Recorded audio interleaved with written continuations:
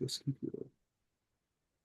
All right, so welcome to the second episode of our series on early analytic philosophy in conversation with contemporary thinkers. And today we are going to be looking at the Tractatus Logico-Philosophicus by Ludwig Wittgenstein, or the early Wittgenstein.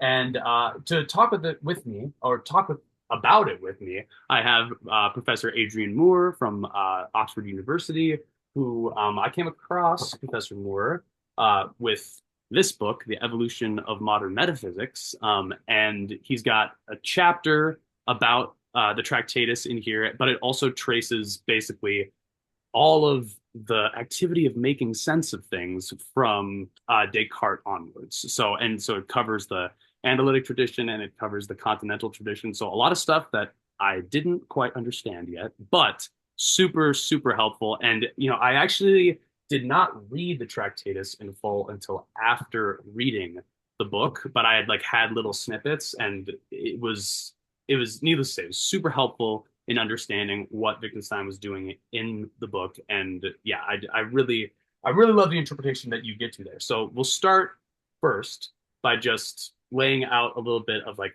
first pass. What is the Tractatus? What happens in this book? And then we can sort of move on to talking about your unique interpretation of what he's doing. Well, first of all, Sean, thanks ever so much for that kind introduction, and thanks for the kind things that you said about my book. And I suppose, in a way, I can answer your question about what the Tractatus is concerned with reference to my own book. I mean, that's a bit self-indulgent, I know, but Do it. yeah, you've given me a hook, and I'm going to grab that hook. But as you said, one of the things that I was trying to do in that book was to chart the history of how various thinkers have tried to make sense of things at a very high level of generality, because that's what I take metaphysics to be, a general attempt to make sense of things. And in a way, I can answer the question about what Wittgenstein is doing in the Tractatus in those terms. It is itself a general attempt to make sense of things.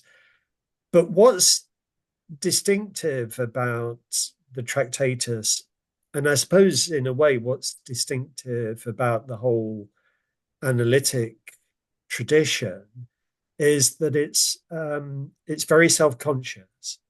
And in particular, you find people in the analytic tradition not just trying to make sense of things, but trying to make sense of trying to make sense of things.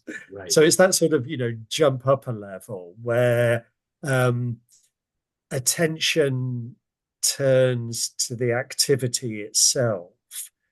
And the Tractatus is a very self-conscious work. Wittgenstein has some broad concerns about the nature of reality and about our engagement with reality.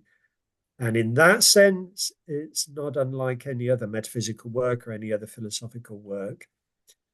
But the thing that he's really fundamentally concerned with is the processes that are involved when we make sense of things, our making sense of things, what it is for us to think about reality, what it is for us to speak about reality. And language is fundamental to the Tractatus, because obviously language is fundamental to us making sense of things.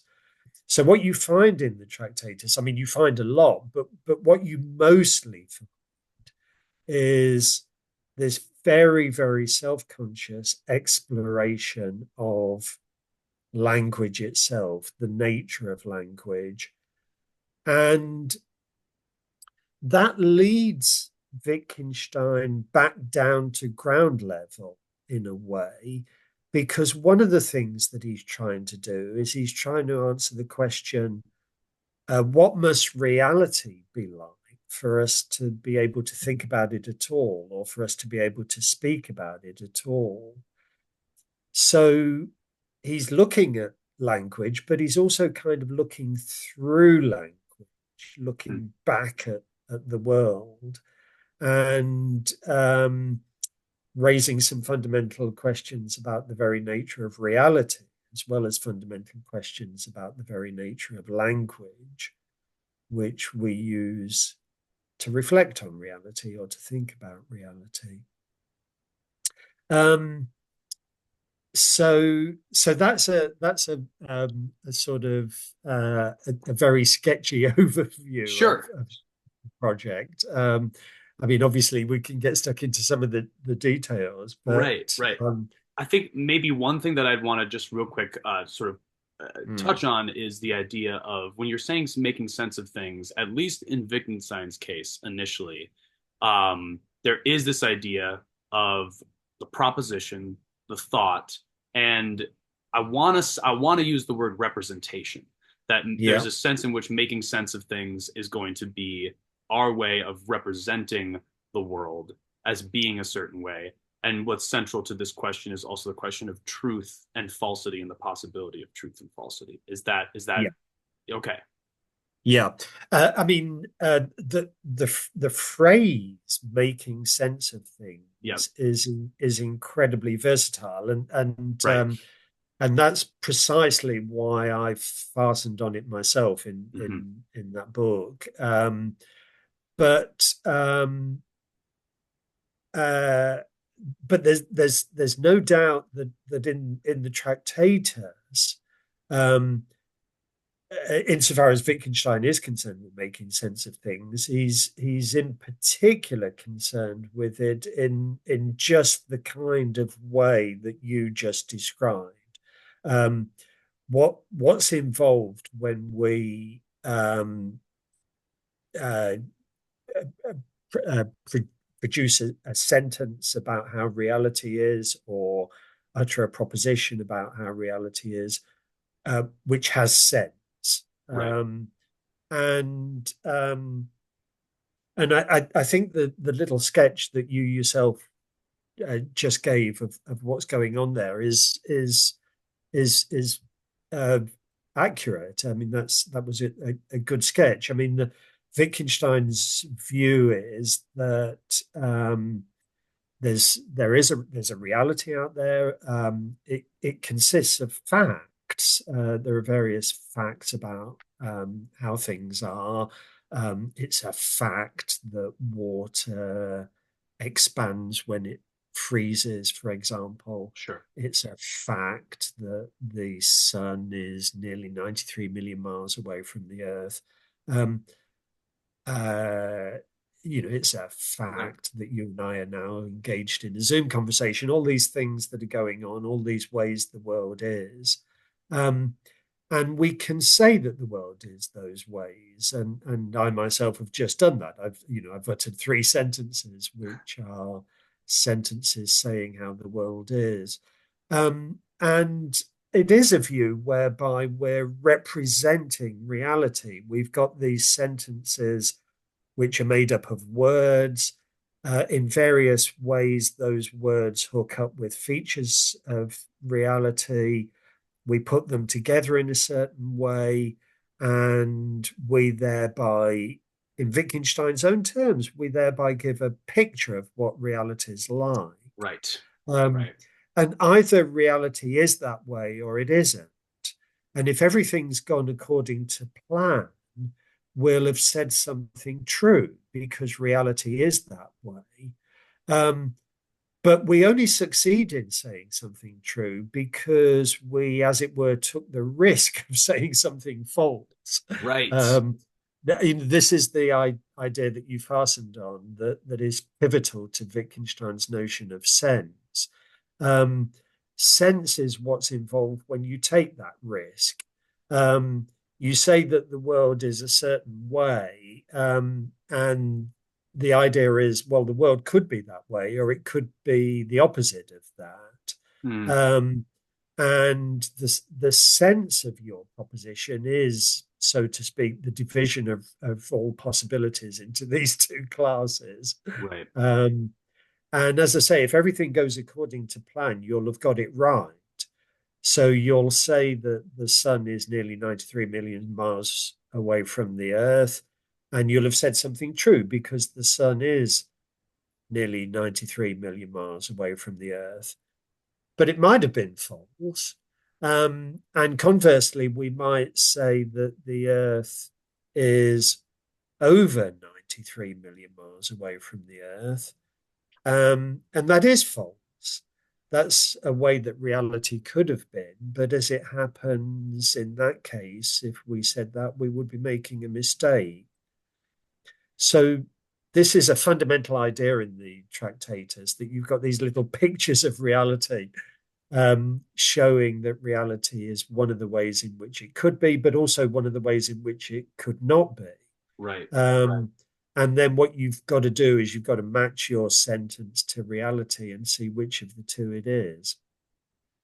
So, yeah, I mean, you yourself said earlier that truth and falsity were pivotal, and this is why. This explains why. Right. And so what he's doing in a sense is saying that sense, there it is. But Yeah, he's limiting sense, linguistic sense, to only sentences, again, as you're saying, that run the risk of being false, could be true. And so in that way, what has sense, and this is truly me sort of figuring this out as I go, because again, this what's interesting is that you recently did a review of a couple of translations of the Tractatus, and the first line in the Tractatus is really, something that you probably wouldn't ever think to doubt. It's a pretty, like, the world is everything that is the case. That's the translation that I have. It's just the world is everything that is the case. And that just seems like a pretty, I remember showing it to a friend of mine, picked up my copy. It was lying around recently, and he was like, all right. He got to the world as the totality of facts, not of things. And then things started to get a little shakier for him. He's like, I'm not sure if I agree with that. But the first part is pretty much nobody, it doesn't seem like he's saying anything super interesting there, but in the translation that you prefer of these new translations, it says the world is everything that happens to be the case. And I was just like, oh my gosh, like that just blew it all wide open for me. Is that right from the first sentence, he's yeah, saying right there, you can only, the only things that have sense are things that could have been otherwise, basically, yeah, or that run the risk of truth or falsity. And that was just like, oh my gosh. So that, I mean, yeah. in a way, it seems like that is basically his thesis right there from the first line. Well, And that's certainly pivotal, and yeah, and that's right. part of the reason why I personally think that is the best translation. Yeah, Although there's only one translator who went for that choice, sure.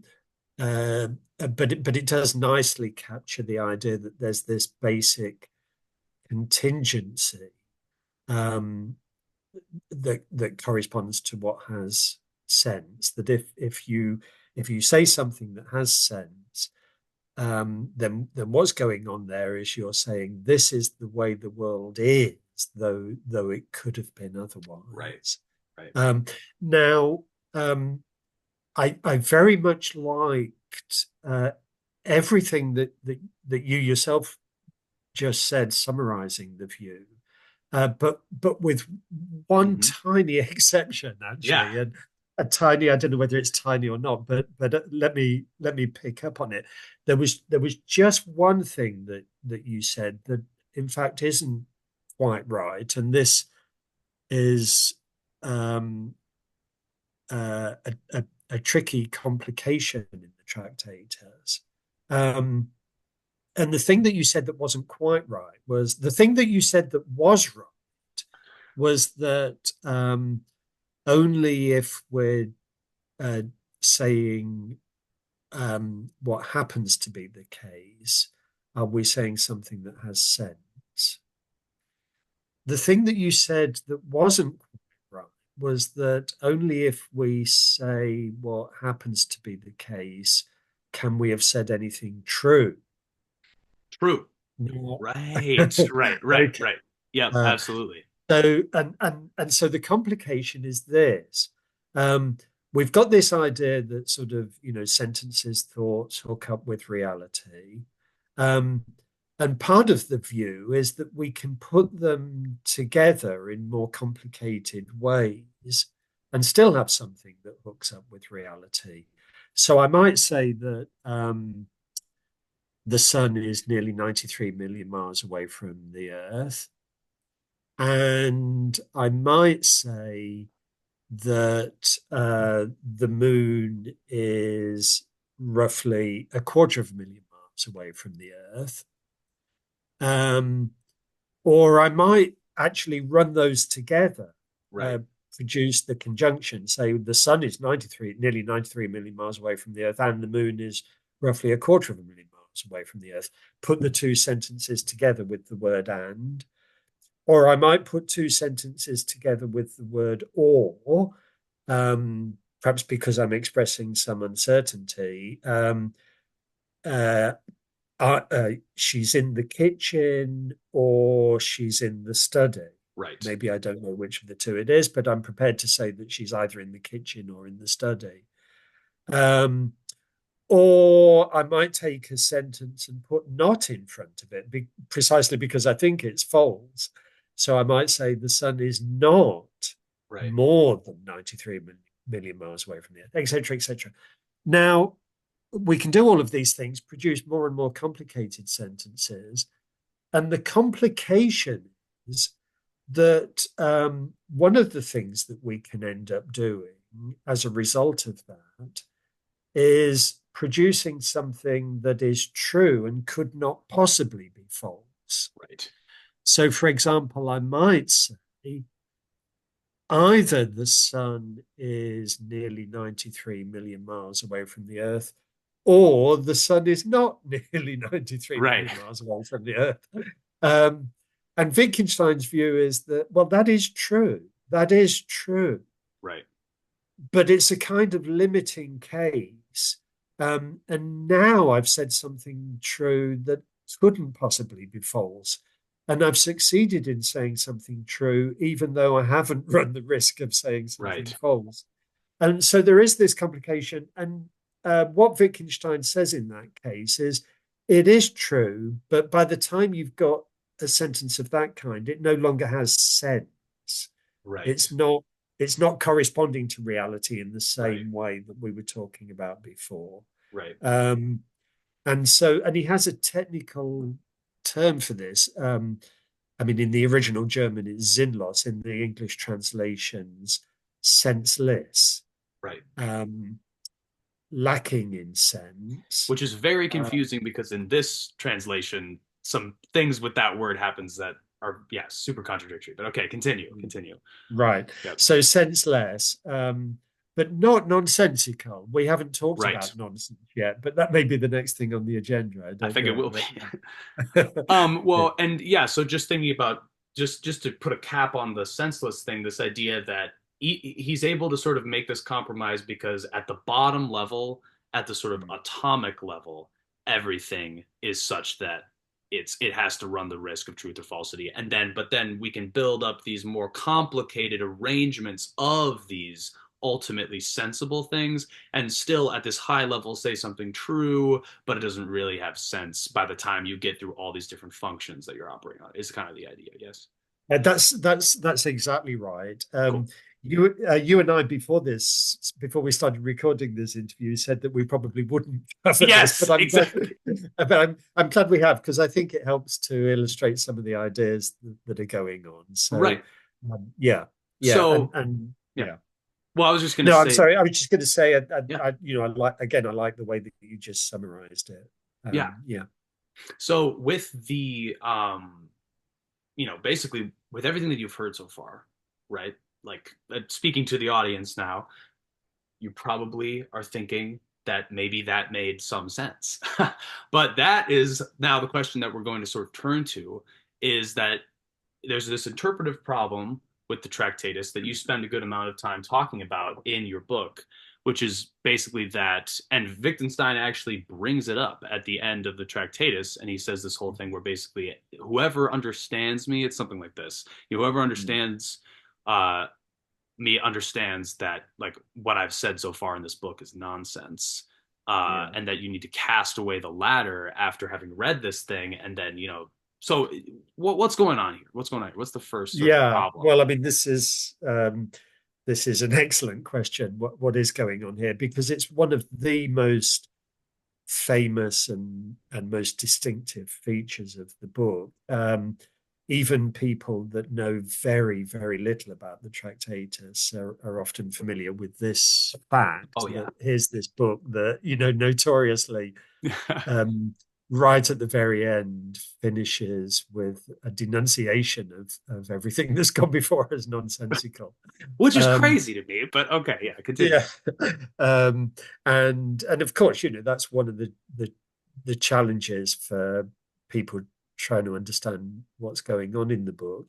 Um, but I guess the very first thing that we've got to do is we've got to ask ourselves, why on earth does uh, Wittgenstein want to dismiss it Yeah, as nonsense? Because as you yourself just said, I mean, what we've done so far has admittedly been very sketchy, and it may be quite hard to understand, but it doesn't look as if it's impossible to understand. It right. looked as if we were making some sort of sense, trying to summarize the views of the Tractatus. And yet Wittgenstein himself gets to the end of the book and says, well, actually, I haven't been making sense. Um, Now, there are a number of things going on here, but I think maybe one route in is to go back to this idea that we kept emphasizing that for something to make sense, Right. it's got to be giving an account of how the world happens to be. Um, Now, we also had that discussion of stuff that was senseless but not nonsensical. Um, and you might think that by the time he gets to the end of the book, what he should be doing is dismissing what's gone before as Right. senseless. Because, okay, you might think this is not a story about how things happen to be, but isn't it perhaps a very sophisticated story about how things must be? Is it perhaps just a variation on either it's raining or it's not raining? Right. Um, and if he had got to the end of the book and said that it was all senseless, you might have thought, well, okay, that's still a striking thing to say, but it's no longer quite so outrageous. And in particular, it wouldn't prevent it from being true. That was the very point that we were making, that some Right. things are true even though they're senseless. But no, it's worse than Wittgenstein does actually say nonsensical. And so that means a kind of gibberish, um, like the Lewis Carroll poem, "'Twas brillig and the slivy toves did gyre and gimble in the wave." Right. Literally consisting of rubbish is what he seems to be suggesting. So why is he going as far as that? Why is he going as far as to dismiss it as nonsensical? Right. Um, and the idea is, let's go back to the picture that you painted earlier, where you've got these little sort of atomic propositions that are hooking up with reality. Well, they're hooking up with reality because the words in them are hooking up with objects in Right. reality. Um, and those words are managing to do that because they are designed to pick out things that could be one way or another. Sure. And they're designed to enable you to say that things are one way or another. So, um, I mean, if we thought that sentence about the earth and the sun was was one of the basic sentences. I mean, it won't be. It's far too Right, right. complicated. But if we thought it was, we can sort of adopt the pretense that it is. And you've got this word sun that picks out this great big ball of fire. Um, and you've got this word EARTH that picks out this planet that's circling this great big ball of fire. Um, and you're managing to say something false because you've picked out these two things that could be one way or another and are this way as opposed to that other way and blah blah blah. Now, the words that you find Wittgenstein using in the Tractatus are words like um, proposition and thought and sense, the Right. word that we've been using, um, and world. And by world, he doesn't mean the same as planet Earth, Yeah, right, right. but world in a more philosophical sense. Um, and these are words that are, are not designed to pick out the ways things happen to be. They're designed to pick out the way things must be. I mean, if um, a proposition has a certain sense, for example, well, that very proposition couldn't have failed to have that sense. Right. It wouldn't have been that proposition unless it had that sense. So you can't use these words in the way that you can use the word sun and the word earth to pick out the way things happen to be, or at least you can't do that in the way that Wittgenstein is trying to in the Tractatus. Right. Um, so one of the things that's going wrong on his view is that the words that he's using are not words that are designed to combine together to produce sense. That's one of the problems. Another problem, I'll shut up in a minute and give you a chance to come back at me, another issue is uh,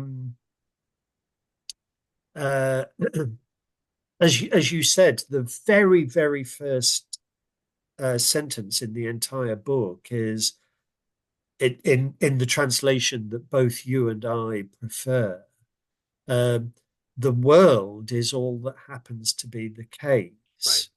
Um, and this is Wittgenstein's way of saying, by the world, I mean that, the totality of facts.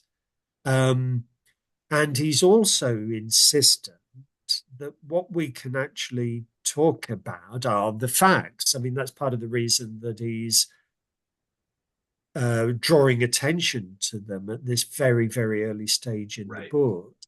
Um, when you say how things are, it's because you're depicting a certain fact. Now, um, the world is the sum totality of facts, but it isn't itself a fact. I mean, it's so to speak what you get when you throw a lasso round them. Right, right, Um, right, uh, it's I mean, it's not a super fact. It's the facts in their entirety, right, um, and um, it includes all the facts. So there's what it excludes is almost as important as what it includes. right. Um, and um, as I say, it follows that it isn't itself a fact. I mean, we can only sensefully talk about what's in the world. We can't, with sense, talk about the world itself because that's Right. not that's not one of the things that's in the world. That's Right. the whole globe, the whole totality. Um, and yet the Tractatus again is riddled with talk about how the world is and how the world must be for us to be able to use language at all. And indeed, there it is right at the very beginning. The very first sentence in the book is already um, a, a claim that can't possibly have sense. Um, but again, for reasons of the kind that I sketched earlier, Wittgenstein is going to want to say that's not because it's senseless, it's because it's nonsensical. We're trying Right. to do the kind of thing with language that language just isn't equipped to do. Um, so by the time he gets to the end of the book, he's prepared to look back at what's preceded it, and say, look, this was all a tissue of nonsense, or at least mostly a tissue of nonsense. There may have been the odd bit that made sense.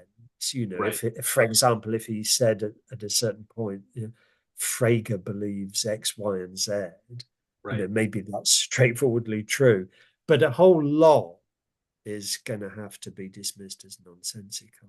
Right. Right. Right. Right. Well, and um, I guess okay. So for just to sort of lay out the reasoning that he is giving for why, or like the reason that seems to be implicit, I guess, for why it's nonsense, just for people um who maybe have studied a little bit of analytic philosophy, but there's a similar problem that arises with that's kind of more maybe commonly talked about with the logical empiricist movement, where it was sort of like they split all truths into essentially it has to express something that can be empirically verified or it's analytic. But then, all of a sudden people were like, well, is that criterion that I just said? It's not verifiable and it's not analytic. So, then you run into problems there. And similarly, basically, Wittgenstein saying either a proposition expressed something about how the world happens to be, sort of this Mm. contingency, or it's analytic.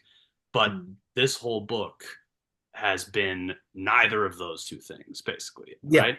Right? yeah, Okay. yeah, Okay. yeah.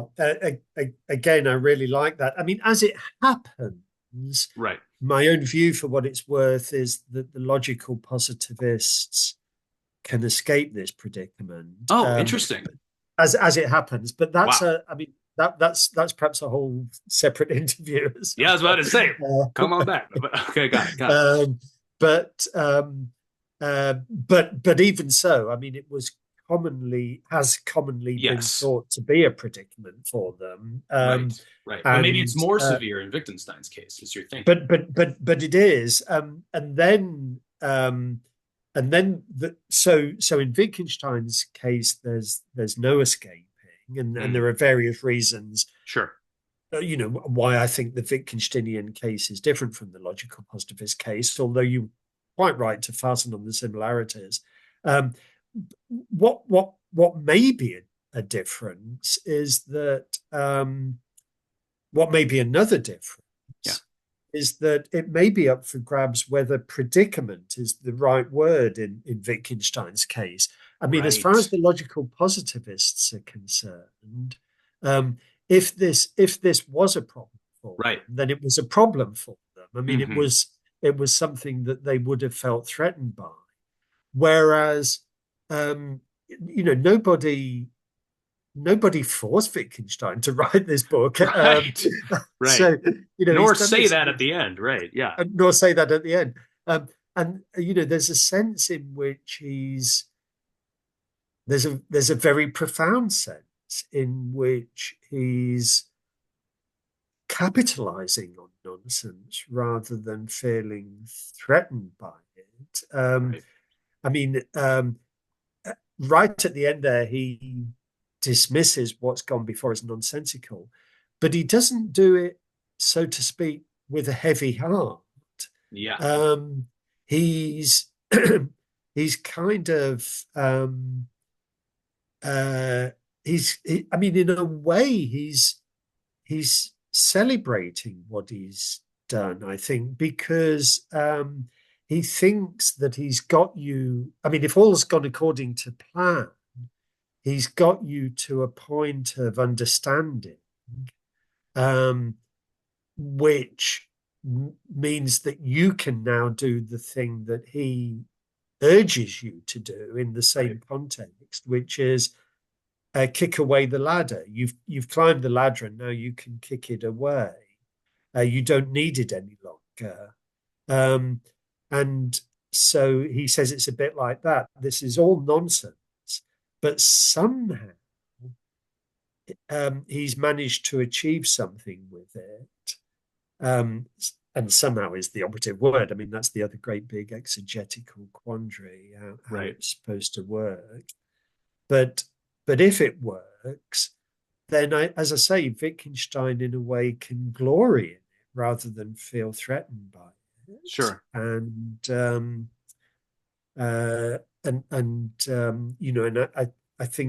think that's what's supposed to be going on there, right at the end of the book. So the just to get now to your reading of what's going on here, Mm. now that we sort of have the problem laid out, I'm just gonna real quick go through and again correct me if I'm wrong on any of this, but as I understand it, basically there are two sort of like established readings of what's going on here, and the main difference that you draw in the book between the two is basically over this question of whether or not there are things that are ineffable basically. And Yeah, the first reading says, yes, there are things that are inevitable. And basically, Wittgenstein is, on the one hand, sort of somehow trying to point that out and also showing that all this is like a kind of nonsensical, basically a demonstration of bad metaphysics, as you call it in the book. mm, And then the second reading is saying, no, there are mm, not any things that are ineffable. And this is almost more like a Dadaist situation, which, I love that reading in a way, but I'm also like, no way. But and then the second, or then the third is your reading that we'll talk about. I'm sure there are more readings, but the idea being that maybe there's some way that we can bring these two readings together, specifically on interpreting this idea of, again, this sort of like existential quantification of there are things that are ineffable. Like, how do we yeah, yeah, understand that? Okay. yeah, yeah. Excellent. Yeah, and I mean it's all related to this exegetical puzzle Right. of how on earth is it supposed to work, and how on earth does Wittgenstein think that it's supposed to work? Um, how can you um, climb up this ladder which you're eventually supposed to throw away? Right. Um, and it's a bit of an oversimplification. This is my fault, not your fault, because I indulge in this oversimplification in the book. But it is a bit of an oversimplification to talk in terms of two readings.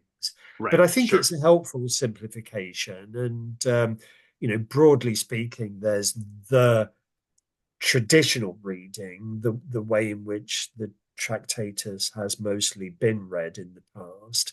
And there's what people refer to as the new reading. Although it's been around for a little while, it'll be interesting to see how long it takes for people to stop referring to it as the new reading. Yeah. Right. Sure. Because it is now pretty well established in its own right. But the more traditional reading, or the traditional reading, as you said, is the view that what's going on here is that Wittgenstein thinks that some things are inexpressible, some things are beyond words, um, and for that very reason, and yet those are the things that he wants to convey. Right. Um, inexpressible facts about the world as a whole, or whatever it may be. Now, because they're inexpressible, he can't express them in any conventional way. But the view is that what he can do is to produce suitably crafted nonsense, which is nonsense, but because of how he's put these words together. I mean, even though it is nonsense, um, the idea is that it's somehow going to help people to latch onto these inexpressible things. Sure. Um, and you can sort of see how that might work. I mean, again, there are going to be difficult questions about how exactly it works and, what's the guarantee that people are going to be able to cotton on and what's going on when they do cotton on, blah, blah, blah, blah, blah. But you can see roughly how that works. And that's been a fairly traditional reading of the Tractatus. And then came along these guys with their new reading, and they said, no, Wittgenstein never suggests and doesn't believe that there's anything that's inexpressible. There's, what can be said can be said, and Right. there's nothing that can't be said. What's going on, according to the new reading, is that we nevertheless find ourselves tempted uh, when we're thinking about these sorts of issues to produce nonsense. Um, and Wittgenstein is interested in indulging that temptation, um, producing, he himself produces the kind of nonsense that we're tempted to produce. Um, and he's indulging it because his hope is that as we watch him indulging it and as we see what he does with nonsense, um, we will eventually be brought to the point that the temptation no longer exists. Hmm. So he Sure. indulges it in such a way that after a while um, we ourselves can see that something's gone wrong, gone badly wrong. Um, and so you get to the end of the book, and he's able to tell you to throw away the ladder. Um, and the idea, according to the this new reading of the Tractatus, is that what's going on there is that you're throwing away all this gibberish that he presented you with, um, but you're now in the happy position that you are no longer tempted to do the same sort of thing yourself. At first, you were tempted to. Hmm. You might even have found as you began reading the Tractatus that it was resonating with you in all sorts of ways, and you were Right. thinking, "Yeah, yeah, yeah, this is great. This is the kind of thing I like to read." Um, and you might even have been a philosopher who thought this is the kind of thing I like to write as well. Right. Um, but according to the new reading, the Tractatus, you should eventually reach the point that you don't any longer have that temptation, and it's it's played a kind of therapeutic role. Right. It's cured you, and I mean, again, this has some rationale. I mean, it's a familiar fact of life that sometimes the best way to overcome a temptation is to indulge it. Right. Um, you might be somebody with a craving for chocolate, um, and you might be on a diet. You might um, be trying to cut down on the amount of chocolate that you eat, and it may be that absolutely stuffing your face one Saturday afternoon does the trick.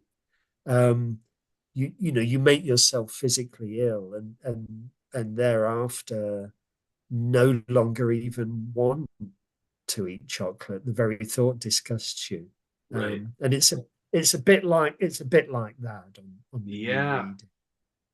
Um, so as you rightly pointed out, I flatter myself that I can um, have the best of both worlds. Right, right. Um, because I think both of those readings have their attractions. Yeah, Um, and I think there is a third route that enables us to salvage their attractions. Um, and in a way, enables us to reconcile them as well. Now, on the face of it, they look completely irreconcilable right, because on the traditional reading, Wittgenstein is saying nothing. Wittgenstein is saying some things are ineffable, and that's what we're trying to convey. And on the new reading, um, Wittgenstein is saying that nothing is ineffable. So right. that's not what we're trying to convey. So they look as if they're diametrically opposed to each other. But as you rightly pointed out earlier,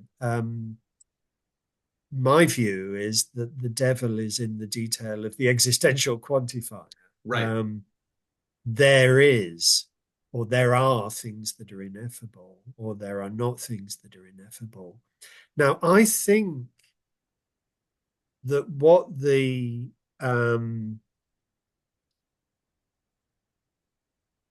advocates of the traditional reading had in mind was that there are some truths Right. that are ineffable, um, and and those that go in for the new reading do disagree with that. I mean, that is a point of disagreement. That's a point at which they can't be reconciled.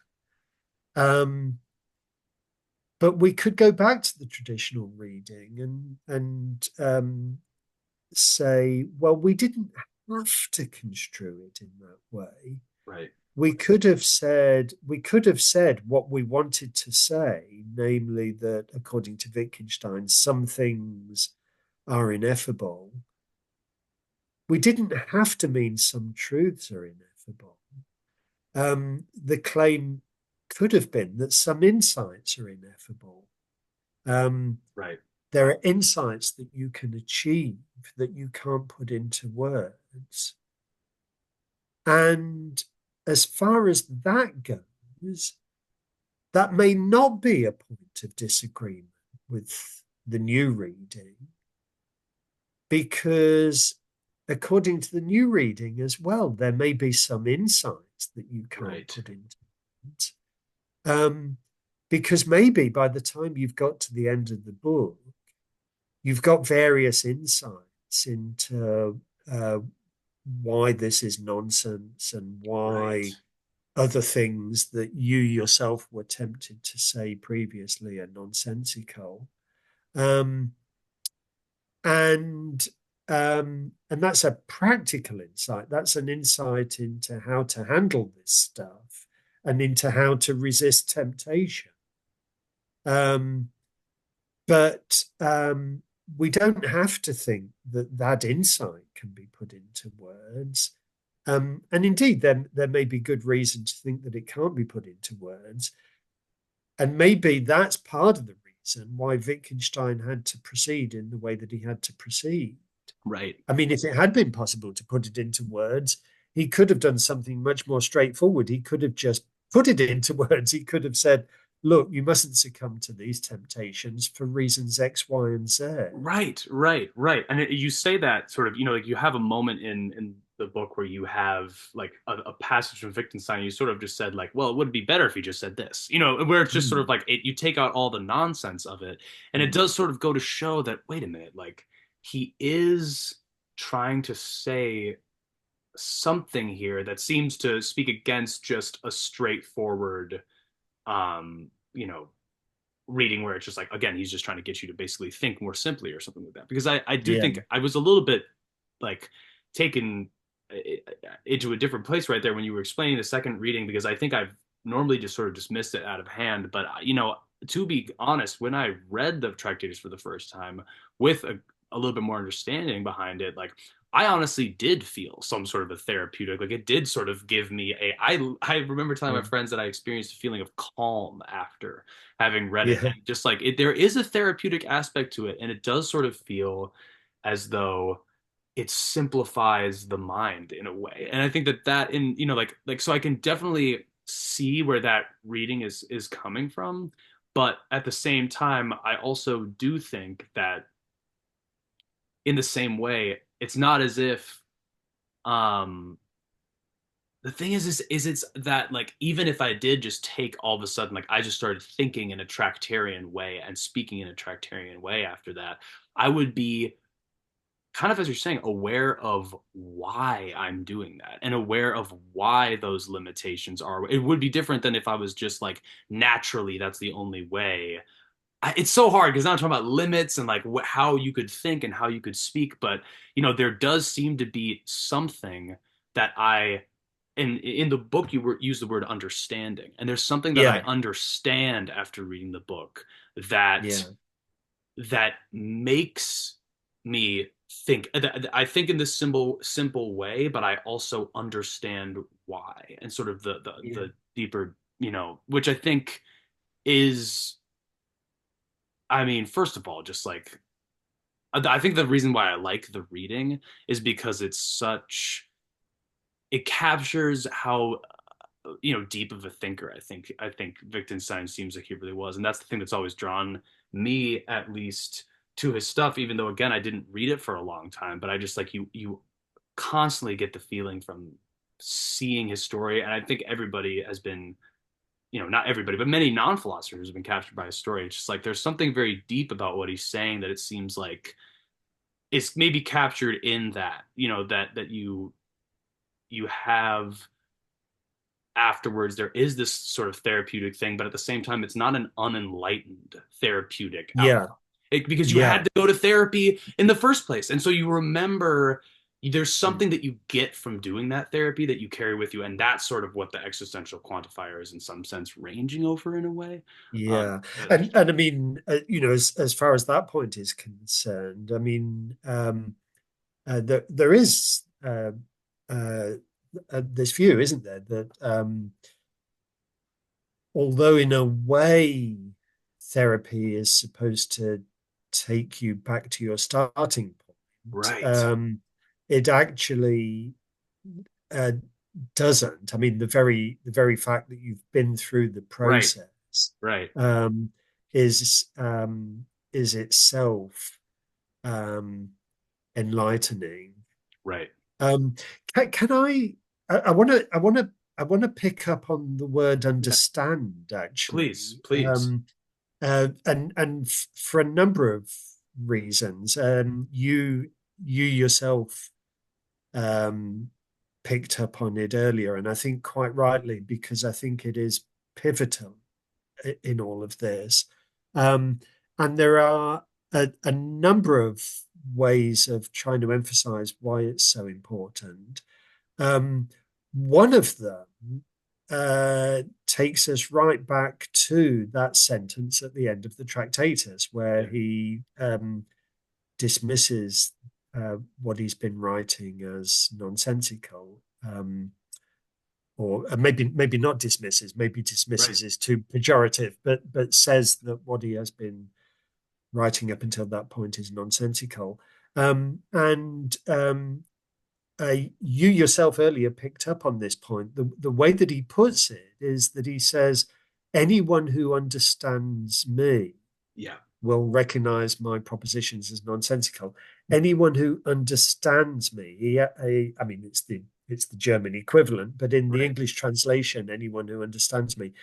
So that idea of understanding is there at the very end.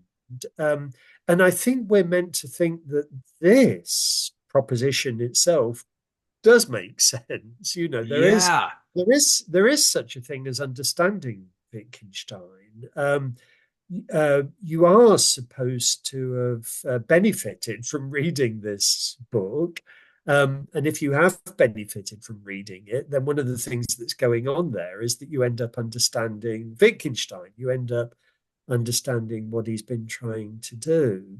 Um, but understanding Wittgenstein is not the same as understanding the sentence, um, the sun is nearly 93 million miles away Right. from the Earth. Um, it's um, it's a relation in which we're standing to the author of this book because of the kind of enlightenment that we've acquired as a result of Mhm. reading the book, the sort of thing that you were talking about earlier. So, so yes, I think we're right to put this in terms of understanding, partly because he himself does right at the end of the Right. book. He himself uses the word understanding.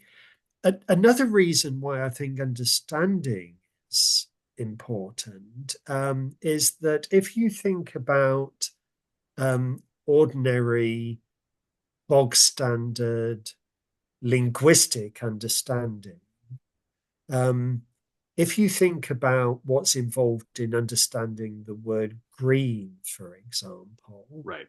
um, well, what's going on when somebody comes to understand what the word green means? Uh, I mean, it's something that those of us that are English speakers have all come to do at some point in our lives. If we're native English speakers, it's something that we did at a very early stage in our lives. Um, we've we've we've we've got ourselves into a particular state of enlightenment. I mean, Right. that's a ridiculously grand term for Yeah. Right. something so Sure. trivial, Right. but we have we have a kind of knowledge, um, but it's practical knowledge. It's knowledge how to use this word. Right. Um, it's knowledge of when it's appropriate to put that word into a sentence, when it's appropriate to answer a question with that word, um, what somebody else is getting you to do or asking you to do if they use the word. Um, it's knowledge of how to negotiate uses of this word. Um, it's not obviously knowledge that um, anything is the case. It's not obviously knowledge of any fact. Right. Um, I mean, I'm saying it's not obviously that. I mean, this is a bone of serious philosophical contention. Sure.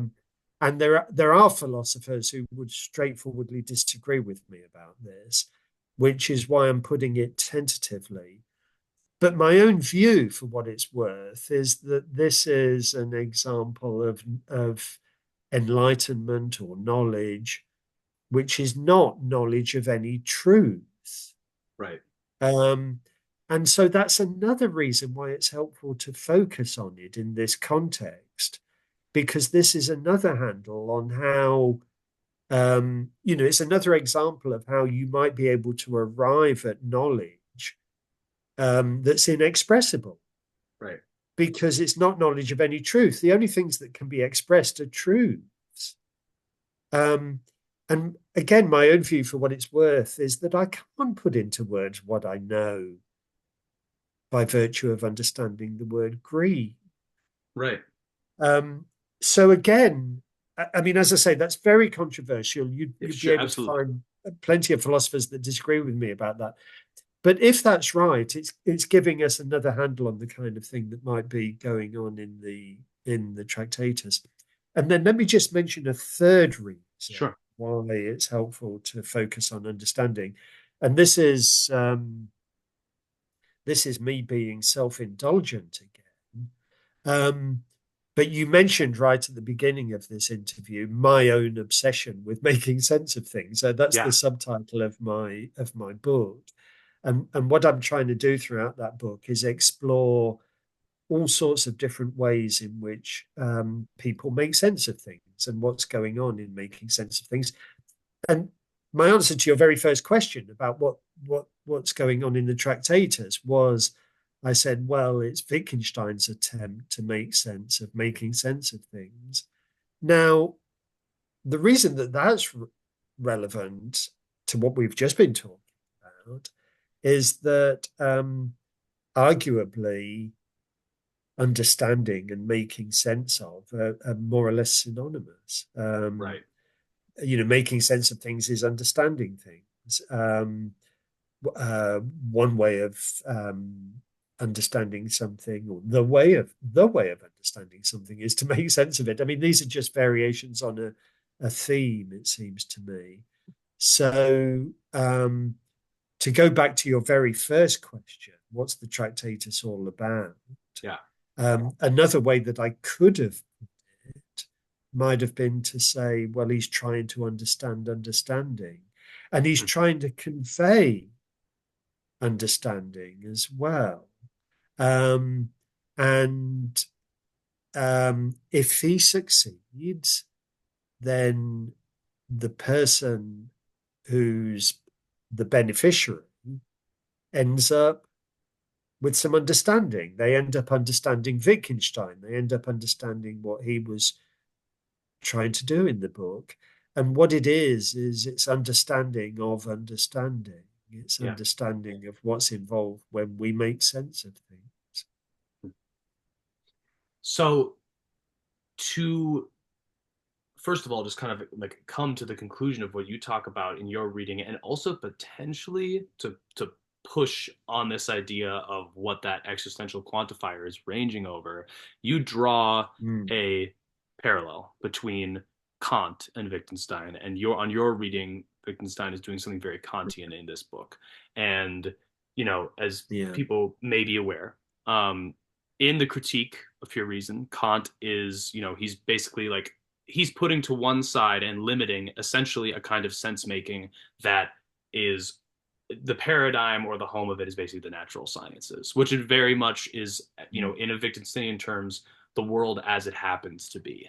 And then, Yeah. you know, what what's on the other side of this limit for Kant, of course, then, and you were talking about practical understanding in the case of Wittgenstein, very similar in practical reason than, you know, Kant basically is making room for the classics, just God, immortality, the soul, etc. Like, and Yeah. you know that is an exercise that people may be aware of with Kant. Um, something similar does seem to be going on in the Tractatus, and if you read at the end of in the I think it's probably just starting in the sixes, there's this talk about the mystical and all of these things start coming forward that are basically, and again, I think that you maybe quote him on this, but he says, what is important about that book is what isn't in it, basically. And so Yeah. I mean, Yeah. that's the other thing that sort of makes me so interested in the idea and why the second reading doesn't seem to fit as well. Because, if there's something that isn't in it, that's the important thing. That sounds like there are things that are not in it, again. So, Yeah. but Yeah. however, some basically what are those things in Wittgenstein's case, and can we say, can we interpret them as being a kind of understanding, or are these, because in Kant's case some of these things are just going to look like truths, like humans are free, God Yes. exists, these are Yes. the Yes. truths of philosophy, Yes. and also just sort of the truths of like the humanities in a way, as Yeah. separate from the sciences. And the question is, can first of all, does Wittgenstein want to save those? Can he save those? And how does he do so, if so? And you've got 20 minutes. So, give me what you got. But Well, that that is a challenge because obviously this is massive. But yet again, I'm indebted to you because yet again, I think you've put it very well. I mean, you're doing a lot of my work for me. Um, and in particular, one thing that is clear from what you've just said is that even if it's true that there are these really, really interesting links between Wittgenstein and Kant and these parallels between what the two of them are doing, um, nevertheless, we'd better be aware of the differences as well. Um, and in particular the point that you made towards the end there, that Kant does want to make room for truths that are beyond the reach of ordinary scientific investigation, and uh, beyond the reach of the kind of thing that he might have counted as having sense or making sense. Um, whereas uh, it's much more contentious whether that's what's going on in Wittgenstein's case. Um, but but both of them seem to have this project of thinking about the limits of what we can represent, Right. the limits of what we can talk about with sense.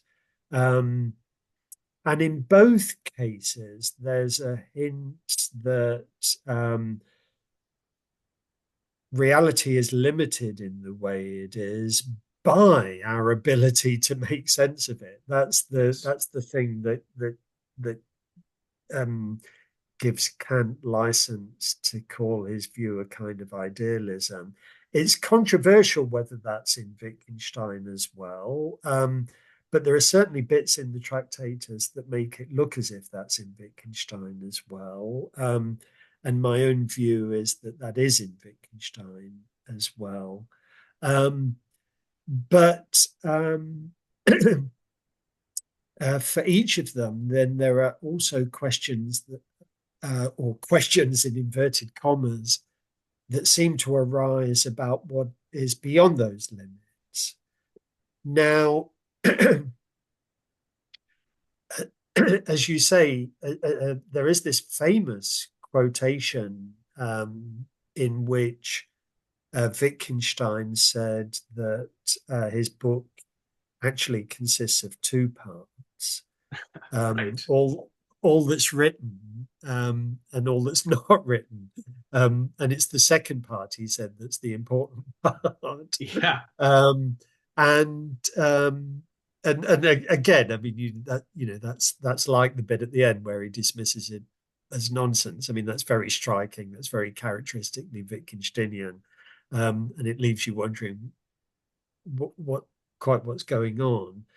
But one very striking feature of that quotation is the context, um, because immediately or almost immediately before saying that, he said something else which was striking, which is he said um, the, the, the point of the book or the main point of the book or something like that is an ethical. Right. Um, and For a lot of people leafing through the Tractatus, that would come as a real surprise. I mean, there's a little bit about ethics, but little bit is the operative phrase, and it's right at the very end. Right. Um, and it's suggestive and it's interesting, like everything else in the Tractatus. Um, but you've had pages and pages and pages up until then that don't seem to have had anything to do with ethics, that seem to have been concerned with language and logic and metaphysics and stuff. Um, so again, there's an exegetical puzzle there. Now, my own view is that actually um, we can relate this back to the earlier discussion that we were having, because what he's trying to do is he's trying to foster a kind of understanding. He's trying to help us to make sense of things in a certain kind of way. Um, and part of that understanding is actually ethical. Um, it's it's all a matter of knowing how to engage with reality, Hmm. um, Right. how to think properly about the world, how to think properly about your own thinking about the world, um, recognizing what you can say and what you can't say, Hmm. Hmm. um, recognizing the importance of that distinction, and ethics is itself practical, certainly on a Wittgensteinian view. Right. Um, the ethical the ethical agent is the agent who knows how to engage properly with reality. I mean, in particular, how to engage properly with other people, I guess. But Right. uh, the idea that the sort of understanding that you end up with as a result of reading the book, the idea that that might have an ethical dimension, is not as crazy as it might sound. Um, I mean, certainly not when you think about Wittgenstein the person. Right. I mean, Wittgenstein the person was somebody who was obsessive, and in particular, he was obsessed with all these questions about language that he was grappling with, um, and he was obsessed to the extent that he thought that there was something um, almost wicked about not properly understanding what was going on in these cases. I mean, Right. it was difficult for Wittgenstein himself to distinguish the logical from the ethical. Again, there's another famous quotation that Hmm. uh, occurs in Bertrand Russell's autobiography when he talks about how Wittgenstein used to visit him in his office late at night. Um, and instead of engaging with conversation with Russell, Wittgenstein would just sort of pace up and down the room in a way that was obviously tormented. I mean, Russell Yeah. could tell that this poor guy was suffering. Um, and at one point, I mean, I think Russell hardly dared speak, and was nervous about interrupting him. But at one point, Russell bravely asked, "What are you thinking about? Are you thinking about logic, or are you thinking about your own sins?" And Wittgenstein's curt reply was both. Um, Right. and these things are intimately related for Wittgenstein. And the very last sentence of the Tractatus, which we Hmm. haven't talked about at all yet, but famously, I mean, again, it gets translated in different ways, but one standard translation is famously, um, uh, well, let's go back to the very first English translation, um, uh, by Ogden and Ramsay, um, whereof we cannot speak, thereof we must be silent. Yep. Yep. Um, and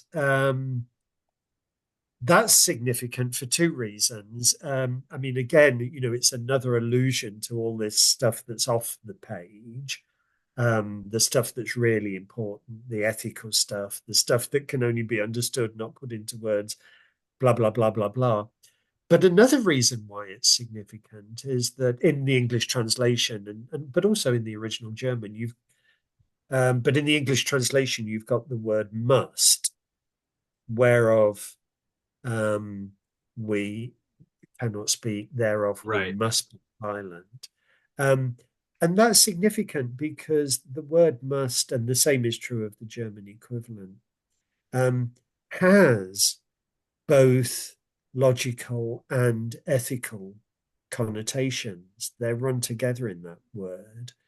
Um, and the question arises is is Wittgenstein saying, well, it's logically necessary that we remain silent about what we can't speak about?